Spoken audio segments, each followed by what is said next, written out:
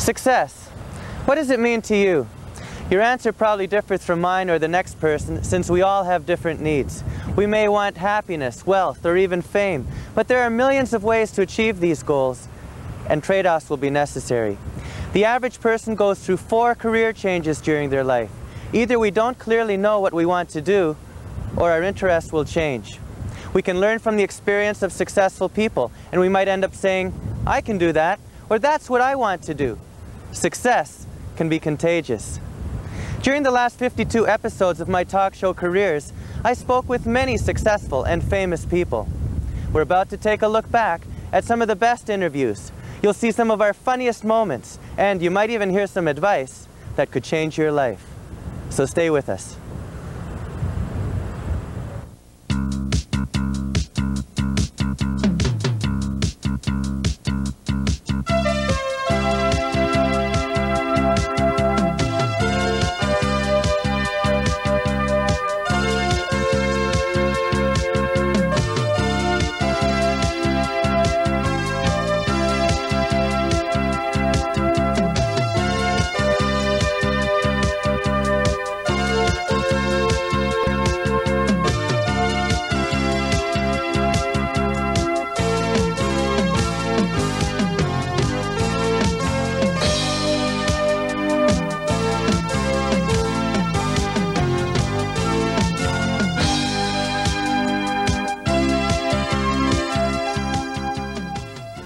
Hi, I'm Peter Wolfl, your host for Careers.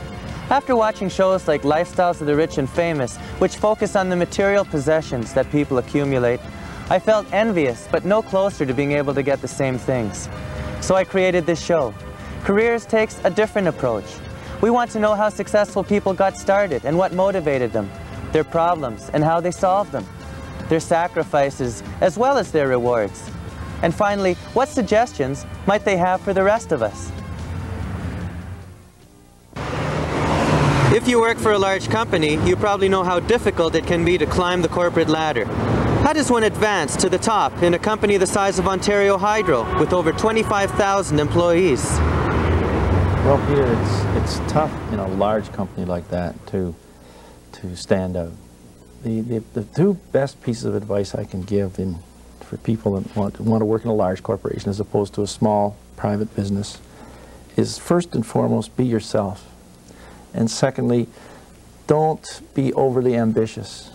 Let it come naturally. Now that may sound like strange advice, but when I hire a lot of people and when they come in with their ambition so hanging out on their shoulder and with so much intensity of their career path all tracked out for the next 10 years, I'm turned off. I want somebody that's coming in, likes the job for the sound of it, wants to do the best job he can. And that's the way you make it anywhere in this world. But one entrepreneurial-minded person, Amin Shivraj, didn't want to wait. Like many young people, I had a craving to be my own boss and wanted the financial rewards and wanted to succeed.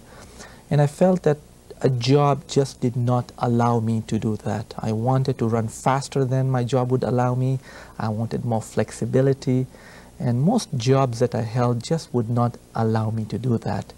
And it was this nagging feeling that I wanted to be an orchestra leader rather than just a second fiddle in an orchestra that finally pushed me over the crunch and said, let me just go and do it. Once I had made the commitment that that was a market I wanted to pursue, and the decision was made in my mind, then it was relatively easy.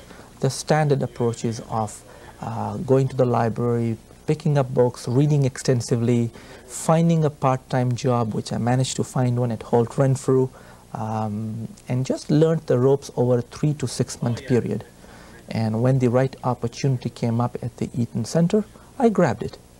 Since then, Amin has guided his company into becoming a rapidly growing chain of 60 stores across Canada. But what about leaving behind the security, steady paycheck, and benefits associated with working for someone else? We asked Joe Kosman, a self-made millionaire businessman, why he went out on his own. What convinced me was that after I came back to my job, a man who had been with that company for 18 years, while I was in New York, got into a fight with his superior and they fired him. And I figured if a man can be let go in 18 years, where's the security? Okay. You know, I call an entrepreneur the guerrilla fighter of capitalism. He does not conform to regular rules or regulations. He strikes out on his own. He doesn't ask for any help from anybody. And he's an individual. And if you think about it, that is what made Canada and United States great. Not corporations, but the entrepreneur. Pick up the newspaper any day, and you will find companies leaving thousands of people let go after years of devoted service. I don't think there's any security in a job. The only security in this world, and I speak from experience, is to invest in yourself, not in a job. Kosman claims to have sold 1 million or more of 20 different products, but he only invented 2 of them. He obtained the rights to market most of the products from other people, showing that you don't need to be an inventor to become rich, providing you know how to market someone else's ideas. It's sickening to me to see the way people throw away money. I don't believe in franchises. I don't believe in multi-level selling. I don't believe in buying property with nothing down. I only believe in one investment. Invest in yourself. Of course, entrepreneurship isn't for everyone. It requires long hours and risk, which can put tremendous stress on your family and personal life. But few people achieve great success without making such personal sacrifices. Well, I think that a good academic background is important in broadcast journalism. I think that you don't necessarily need a journalism degree, but certainly a degree in English or economics or political science, something that gives you an advantage over someone else in terms of the competitive nature of broadcasting. I think you need a lot of curiosity, and you have to be prepared to work very, very long hours, bad shifts, for little money, for a long time. And if you're lucky, and luck has a great deal to do with success, I think, then the chances are you'll do well.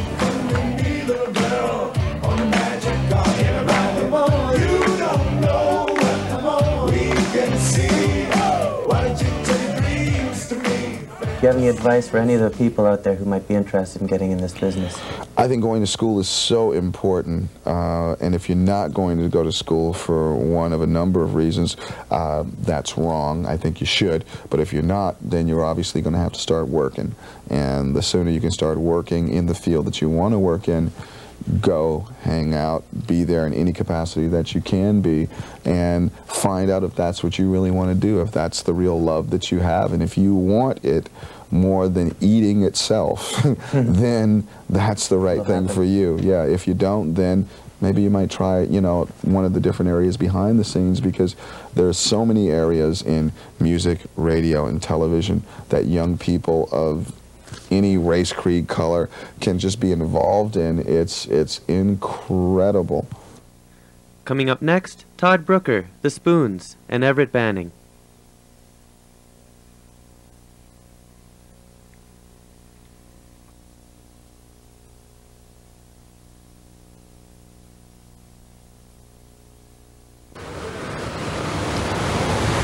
Everett Banning explained how he began his career in broadcasting as a child, when he and a friend built a radio station in his parents' basement. They built a little radio transmitter and put the transmission mast on the garage. We got some old turntables and a tape recorder and built a control panel with light switches, the kind of switches you have on your wall, and started broadcasting rock and roll radio shows. We bought the records from a little radio and TV store in Lorne Park, and it was good fun. And it's actually, I think it's the best way to learn something. I still believe in the Montessori maxim that you learn by doing. What kind of people tend to be the most successful? Is there a certain personality type? I would say the basic description of an A-type personality would probably be the best way to describe somebody who is successful in this business, someone who has a lot of energy, who prone to ulcers. Prone to ulcers, probably heart attack, the whole bit, you know. Okay, what about as a feature reporter? Have you done some interesting features at times? Tell us about some of your most interesting, most memorable and unusual experiences. One that actually just came to mind was when I was working in Barrie. The college up there was having an interesting raffle that they did. They had taken a field, I forget how big it was, maybe 20 feet by 20 feet. Divided it into squares of about this big. And they put a cow in this fenced off area of this field. And you could kind of wager where the cow would do its business, yes. Oh, I see. And if the cow did it on your square, you know, the money that was raised went to a charity. And I remember standing outside and freezing, waiting for this cow. So, you know, that was, I think that would have to be the most memorable, you know, kind of waiting for this cow. They should have given it a laxative. Yeah, exactly. In talking to a chap I know who helps people prepare resumes and helps people get jobs, he says you prepare yourself for the job you would like to have by the things that you emphasize in the job that you now have and how you choose to spend your free time, what your interests are. And you are, and as I look back on my career, you know, each job was more interesting, each was more focused in the arts and communications, the performance element. There was certainly that even in teaching school. So each job has been a little better, a little closer to what it is I'm happiest doing. Success is achieving the things one wants from life, but with so many options open to us, how do you know which direction will give you the best results? Do you have any recommendations for maybe young people who are thinking about becoming musicians? We're not going to give away our secrets. No, usually what you thought was true at the very beginning is usually true. I mean, we start off with a certain idea, and as you start dealing with different people, the sort of like middlemen, you know, record company people, managers, agents, other musicians, they sort of muddy up the picture a little bit, and you get influenced by that. And sometimes it takes years and years to come back full circle to where you started and realize that's where you should have stayed all along. You were right from the beginning. So you got to sort of stick to your guns.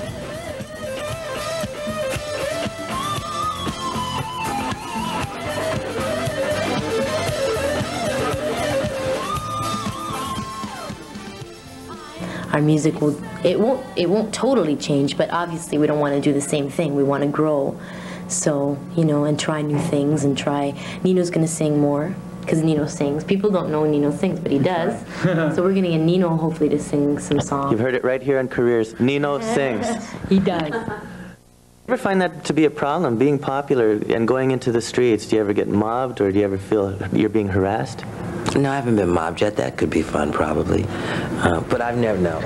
Once you've decided which career to pursue, persistence can make the difference between success and failure. Todd Brooker is an excellent example of a man who's been able to turn his life around even after it looked like it was all over.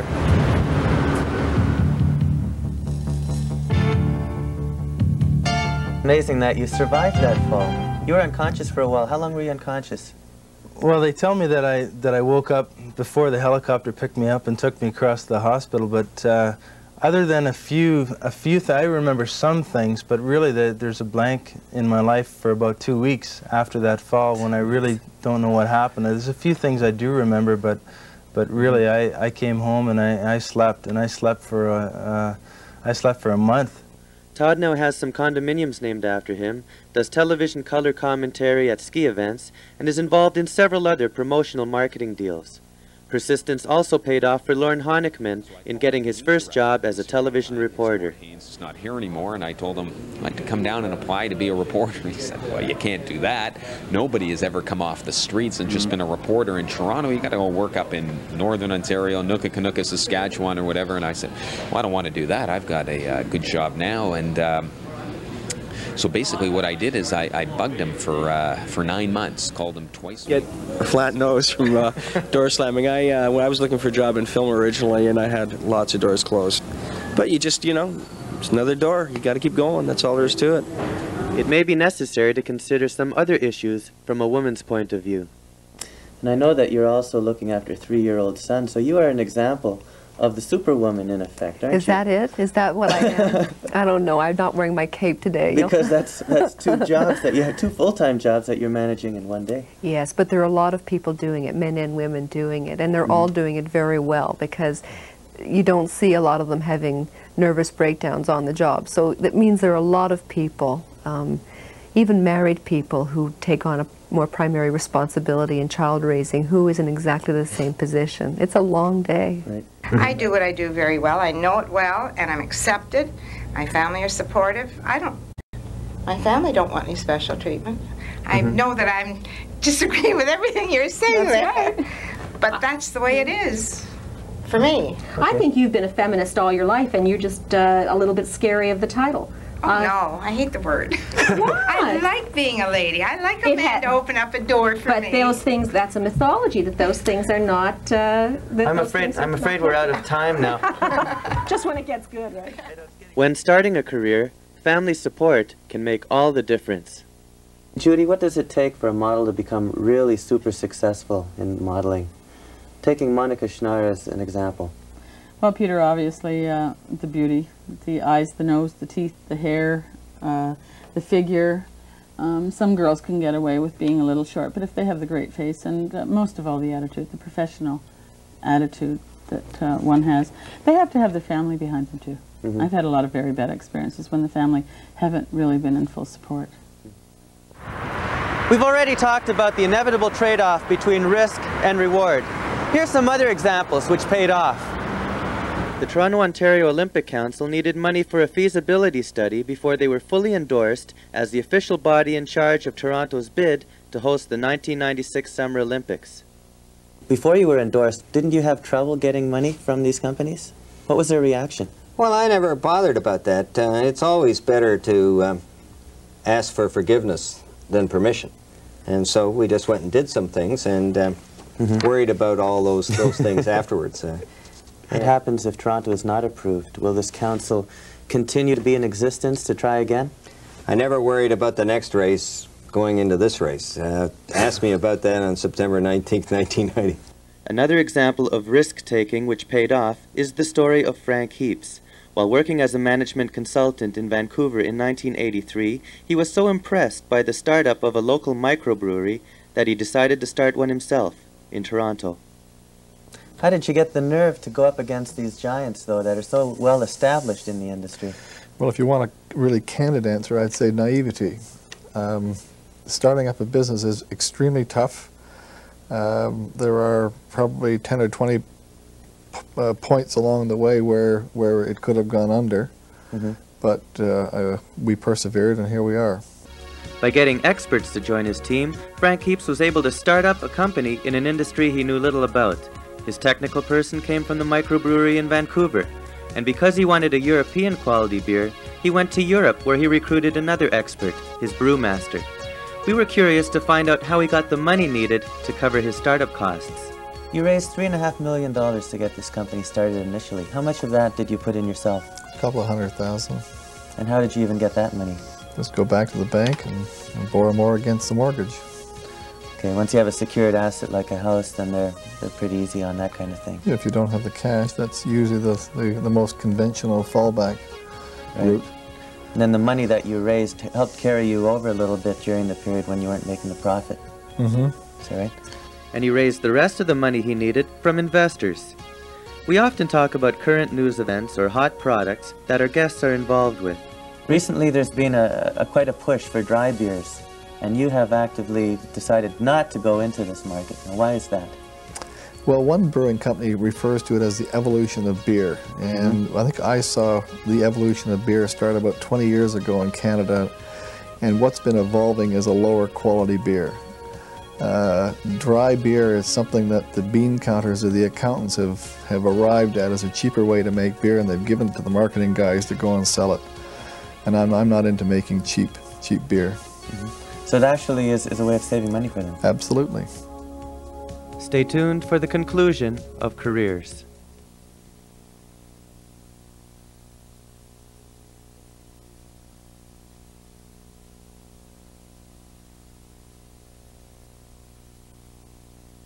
Chris Morgan has raced motorcycles for many years. In fact, in 1981, he was a national amateur champion of the 500cc motocross. But today he has switched to something a little bit safer and possibly more... Events such as the Molson Supercross at Toronto's Sky Dome provided us with the opportunity to get some exciting action shots and an exclusive interview with the winner of the ATV event.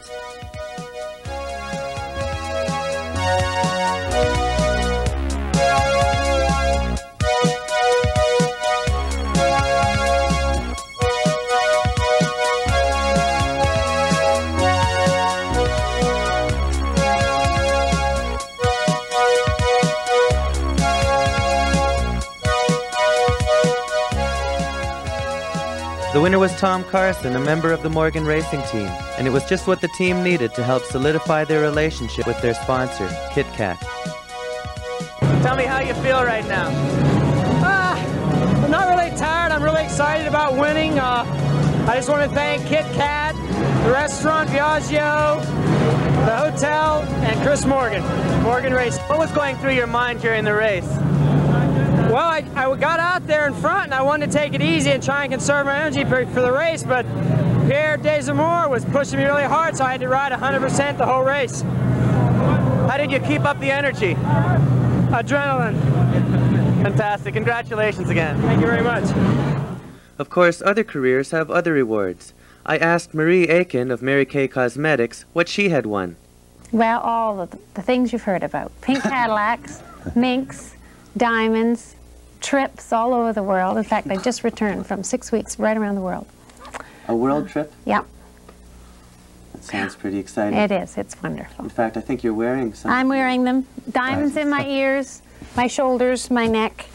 My mink coat's hanging up over there, one of them. My pink Cadillac's parked outside. Oh boy, I'm going to have to take a look at that before we go. We interviewed over 100 people who took the initiative and acted upon their desire to succeed. And we got some valuable advice from many of them. Do you have any suggestions for other people who might want to be entrepreneurs and open a retail store sometime? Whether one goes into retail stores or any business, Peter, I think certain key things are very important to one's success, and that is perseverance, ability to dream, pursue the dream, and at the same time, once you have achieved your dream and success, to have the humility to accept it. They told us to dream. If you don't dream, you'll never have a dream come true. And they told us to set goals. You can't get what you want until you know what you want. And most of all, be persistent. Thomas Edison, after 10,000 failures, said he knew he had to succeed because he finally ran out of things that wouldn't work. We hope you enjoyed today's show and that you will be successful in your own career. And who knows, maybe you will be our next guest on Careers.